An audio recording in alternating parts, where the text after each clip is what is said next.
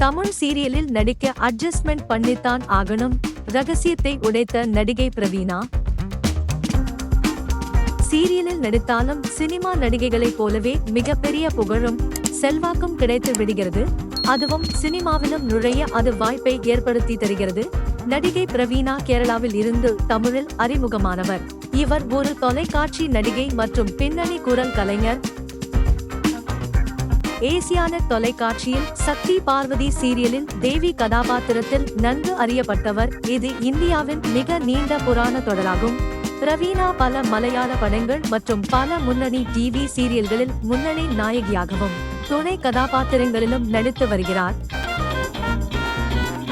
இவர் கேரள அரசின் சிறந்த நடிகை விருதுகள் என பல விருதுகளை பெற்றிருக்கிறார். சன் குடும்பம் விருதுகளில் பிரியமானவள் சீரியலில் சிறந்த தாய்க்கான சன் குடும்பம் விருது பெற்றார்.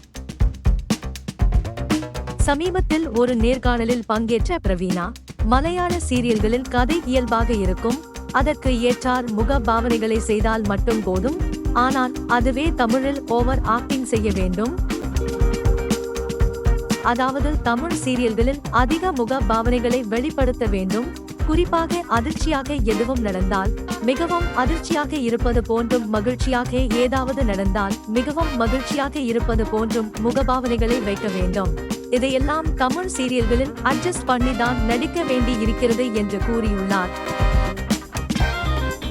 தமிழ் சீரியலில் நடிக்க அட்ஜஸ்ட்மெண்ட் பண்ணித்தான் ஆகணும் என்று ஓவர் ஆக்டிங் குறித்து ரகசியம் உடைத்திருக்கிறார் நடிகை பிரவீனா. தொடர்ந்து சினிமா செய்திகள் பார்க்க நமது சேனலை சப்ஸ்கிரைப் பண்ணுங்க. நன்றி.